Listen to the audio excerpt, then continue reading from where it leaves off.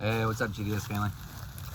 Greetings from somewhere in Mass. Yesterday I was in Stir something.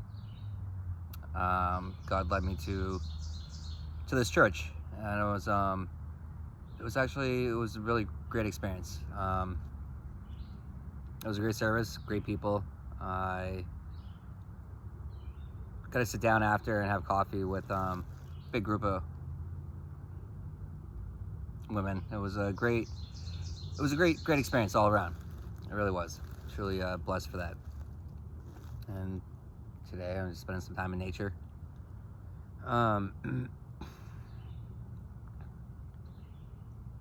So God's kind of been putting it on my heart to talk about some chapters of my life that I really don't like talking about, because they're not my not the favorite chapters of my life. You know, we all have chapters of our life that exist. You know, there are parts of our life, you know, whether, you know, still old versions of us or still chapters of our life, but they're no longer, you know. But you have to be accepting of them. You have to own up to them. You have to, hey, yeah, those are chapters of my life that were me, but they aren't any longer.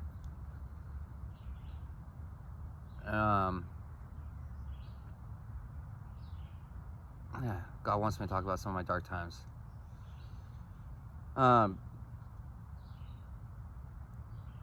other day I was on a walk, and I noticed this little piece of trash on the side of the road just caught my attention, right?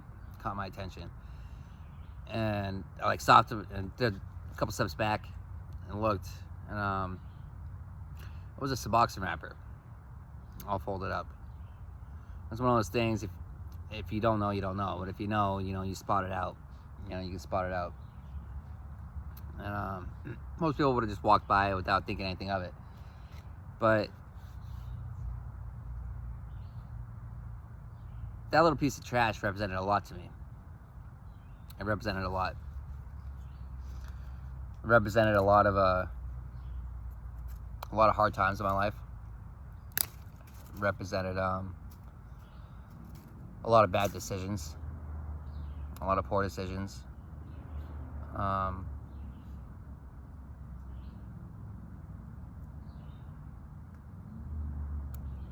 lot of, you know, stuff I'm not necessarily proud of, but I will accept, you know, my responsibility for what I did, for what I've done.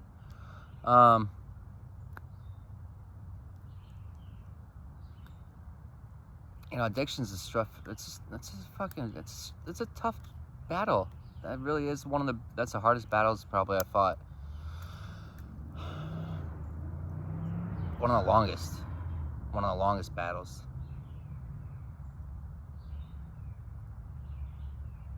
You know, it starts off small. It starts off just doing a little bit here and there, doing a little bit of parties, just doing a little bit, right?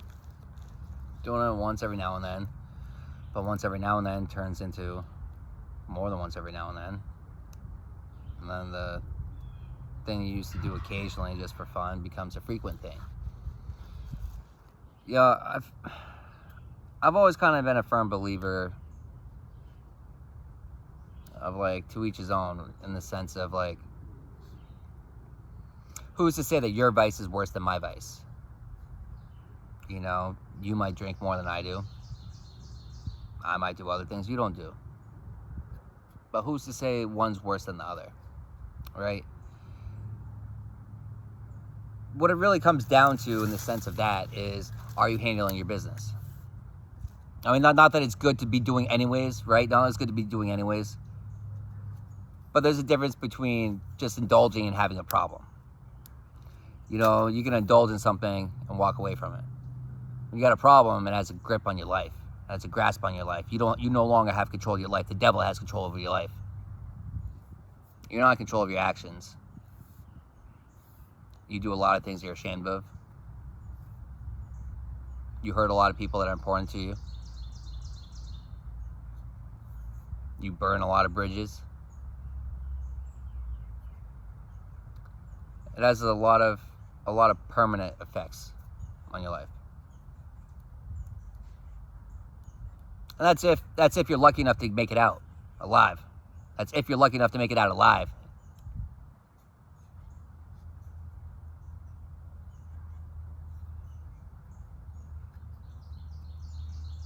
I've had a lot of battles with addiction throughout my 37 years.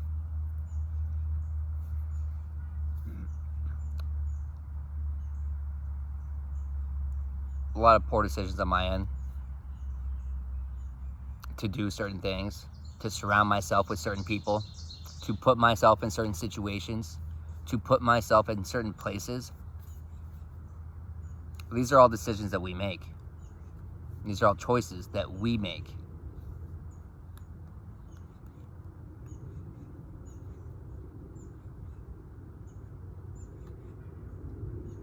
You know, it's really easy to get in. It's real hard to get out. But it's possible. It's possible.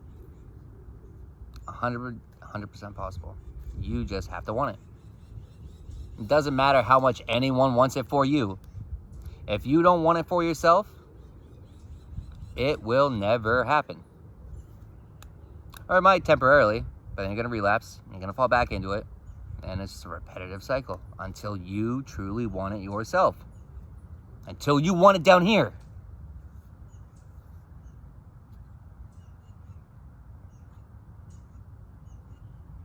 Now, when you're trying to get yourself clean, what are your options? You try to go cold turkey.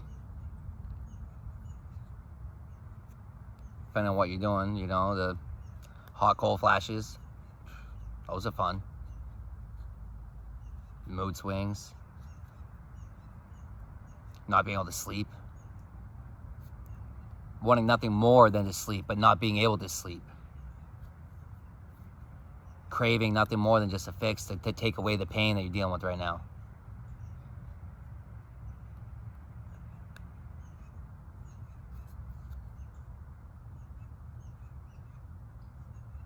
So when you get to that point in your life when you really want it,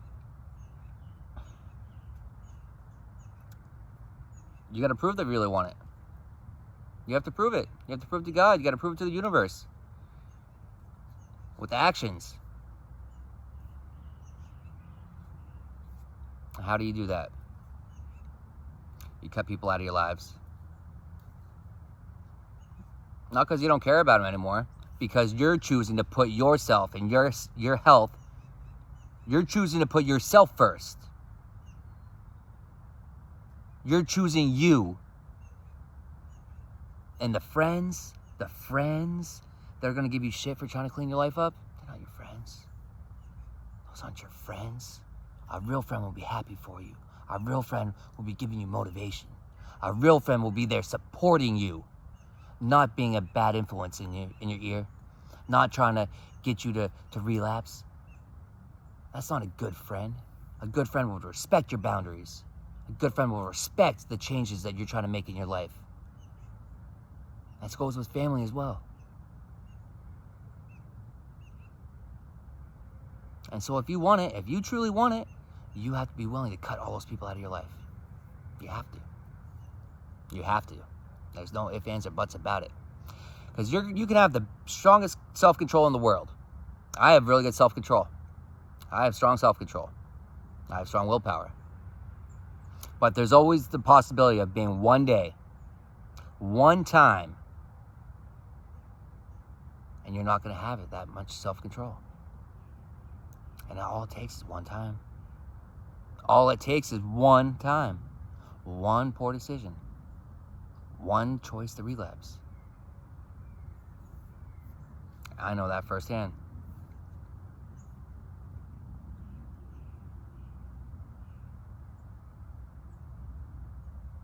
So there was a time in my life when I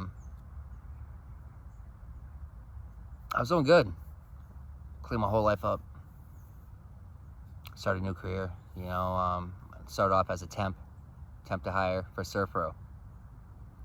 And then I worked my way up to getting hired on and kept getting promoted up until assistant project manager for the large loss team.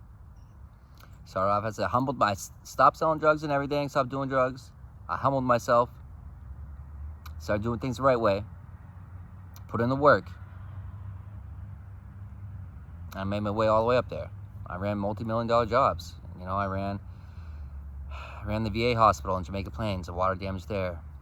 I did a water damage on an Indian hospital in Talihina, Oklahoma, Choctaw Nation. I did fire damage in a casino in California for the Valley fires a long time ago. And I did this job in Lake Placid, New York, which is where the Winter Olympics were. And I was doing real good in my life at that point. You know, I cleaned my life up. I was doing better. I was doing good. I was proud of myself. I was proud. I had a job. I was making really good money. I was traveling around. I got to see the country, middle of nowhere, that I never would have known existed.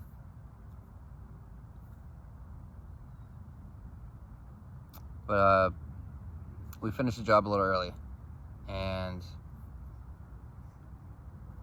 a lot of the guys went home already, so there's a couple rooms but were still paid for a couple days.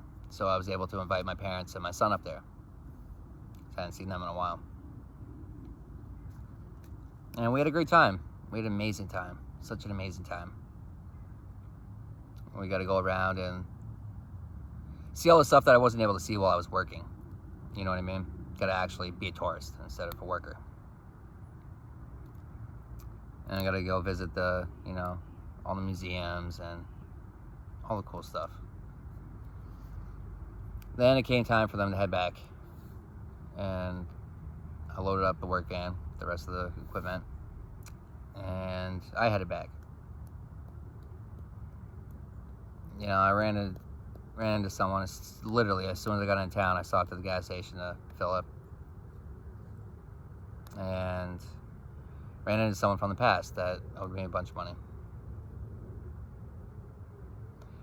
He didn't have the money, but he had drugs, and he offered me the drugs.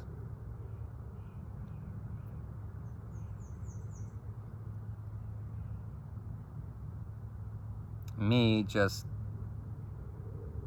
out of spite, wanting to get money out of him somehow, I guess, made the stupid decision to take the drugs.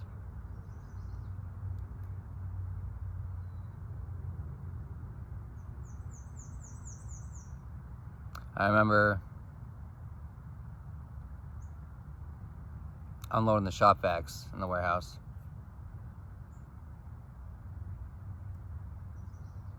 I don't remember anything else after that.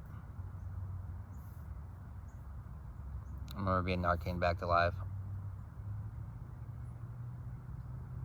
I remember coming to, people surrounding me. I was coming to like, what the fuck? No idea what happened.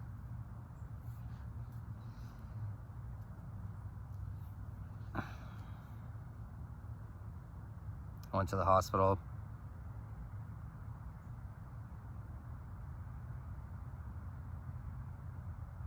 Checked myself out of the hospital. Went and saw my parents and my son. I acted like nothing even happened. Didn't tell them. I haven't told like anyone that story. I'm not proud of it. I'm not proud of it. That one poor choice. That one bad decision. That one choice could have cost me never seeing my son again.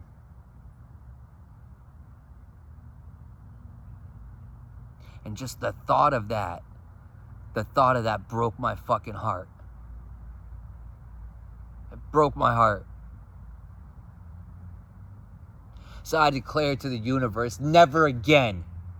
Never again will that be me. Never again will I dabble in that. Never again will I dance with the devil. Never again. Never again.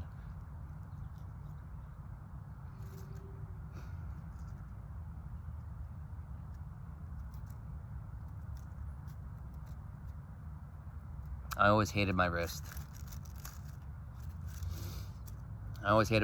But after that day, I got these tattoos on there. Love life.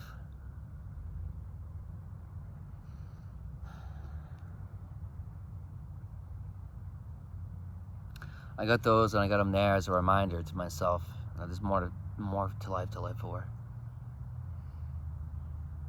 It's not fucking worth it. It's not worth it.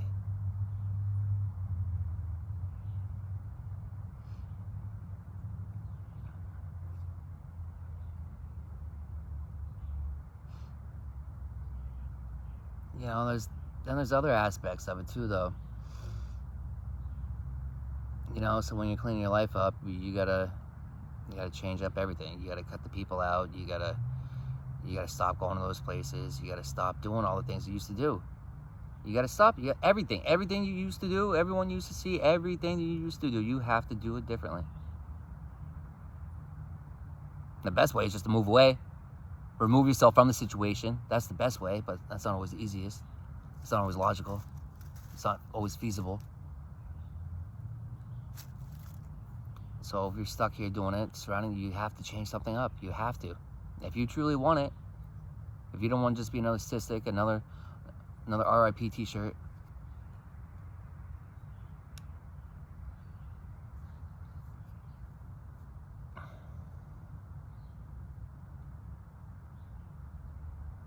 you know, but I see the other side of it too, though. I see the messed up side where when we actually want the help and we try to seek it, you know, what are the options for it? You can go to the methadone clinic, and that's a great idea. Suboxone clinic, another great idea. These systems that are set up that are supposed to help you and get you clean, right? They're not really set up to get you clean. They're set up to keep you addicted because they don't get any funding if they get you clean. So they have alternative motives. Why are they going to bring you up twice as fast as they're going to bring you down? When you go there and you want to get clean, you want to go down lower faster. Why won't they let you? They're going to tell you can't? You're going to tell me? I'm trying to get clean. I'm trying to lower my milligrams. You're going to tell me I can't? You're going to tell me I can't? But if I want to go up, you'll bring me up faster than you'll bring me down. Make it make sense. Make it make sense.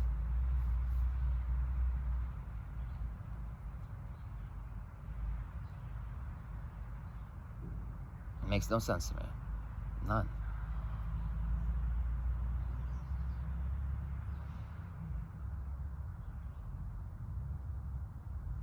Now, and the worst part is there's natural remedies. There's natural remedies for everything. But that information is suppressed.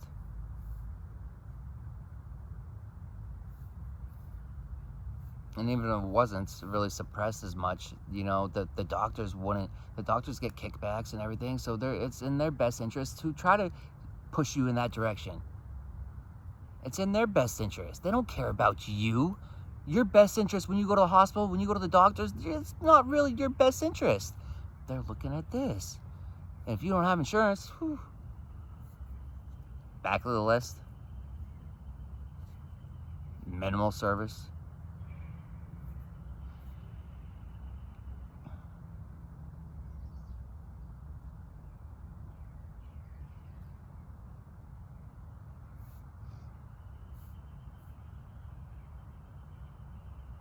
You know, what worked best for me was self-leaning myself off of the Suboxone clinic.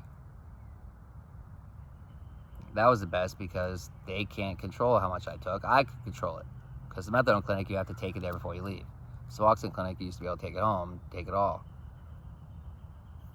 But I wouldn't take it all because I didn't want it all. I want to get clean. I'm not staying dependent on something else. You know, a lot of times we switch one bad habit for another. We replace one with another, one with another, one with another, one with another. A constant repetitive cycle of it. Until eventually you get to the point where you're like, enough's enough. Enough.